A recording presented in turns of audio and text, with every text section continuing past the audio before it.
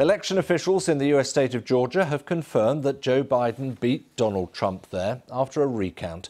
But Mr. Trump still refuses to accept he lost the election, and his personal lawyer, Rudy Giuliani, has again laid out unsubstantiated claims about voter fraud. Here's our North America correspondent, Will Grant. The result of Georgia's recount is in and confirms what we already knew. Mr. Biden won the state. Still, Donald Trump will almost certainly not accept that result, nor any other he still contests. It's now a little over 2 weeks since the election was held, and this was supposed to be the moment President Trump's personal lawyer, Rudy Giuliani, showed the proof for their campaign's unsubstantiated claims of fraud. Good afternoon. I know crimes. I can smell them. You don't have to smell this one. I can prove it to you 18 different ways. I can prove to you that he won Pennsylvania by 300,000 votes. I can prove to you that he won Michigan by probably 50,000 votes. Meanwhile, the winner of this race, Vice President Joe Biden, is growing increasingly dismissive of President Trump and his outlandish claims of wrongdoing.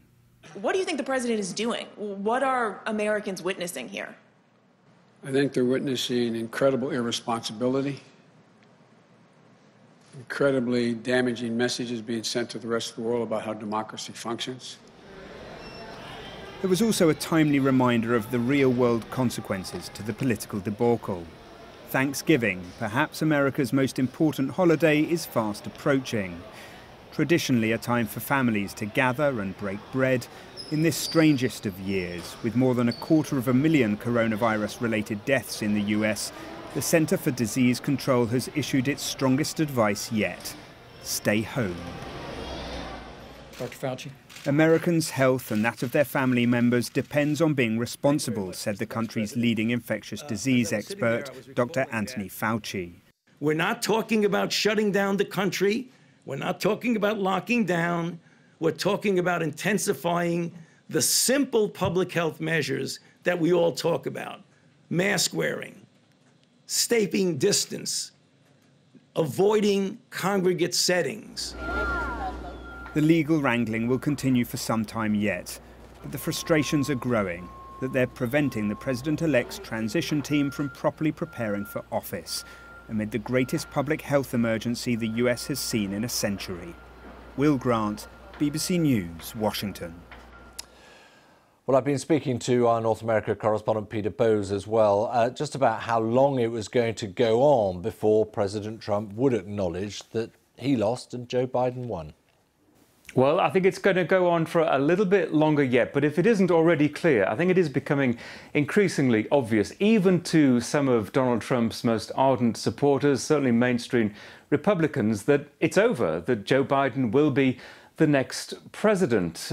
Yet we get senior Republicans, some coming out seemingly supporting the president, but others like Mitt Romney saying that what the president is trying to do, essentially to overturn the result of the election, is unconstitutional. And then we had that news conference just been hearing about from Rudy Giuliani, the president's personal lawyer, when we had hoped to hear some of the hard evidence backing up the claims of the president that the election had been stolen, but we didn't hear anything like that. In fact, this news conference was widely ridiculed. And as far as Georgia is concerned, it does seem to be quite categorical. Joe Biden did in fact win on the first count and on the recount, but the president's team isn't accepting that. They, within hours, released a statement talking about the false reporting that Joe Biden had been declared the winner in Georgia, false reporting as they see it. And then the statement went on. It said, Georgia simply recounted all of the illegal ballots that had been included in the total. We continue to demand that Georgia conduct an honest recount, which includes signature matching. We intend to pursue all legal options to ensure that only legal ballots are counted. So how long can this go on? Well, December the 8th is the deadline for the individual states to essentially verify the results. And then on the 14th of December, the Electoral College meets to cast its votes and formally make Joe Biden the the next president. Right. So I just wonder then, Peter, what is left for Donald Trump? Because I was just looking at the list. Arizona, the lawsuit was rejected. Pennsylvania, it was a bid to throw out a certain number of votes. That was thrown out itself. They've given up on Michigan. I mean, the options are so minuscule now, aren't they?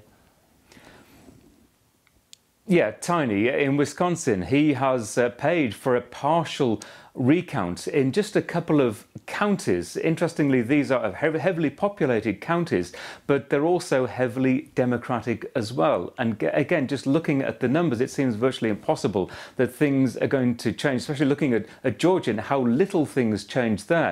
In the state of Wisconsin, very, very unlikely that it's going to flip the state. And it seems what the president is trying to do there is simply make a point and to prove, at least as he sees it, that there has been to some extent some election fraud if those cases can be, if they emerge as part of this very partial recount. But it's a very, very slim avenue, and of course that is just one state and that wouldn't win him the election.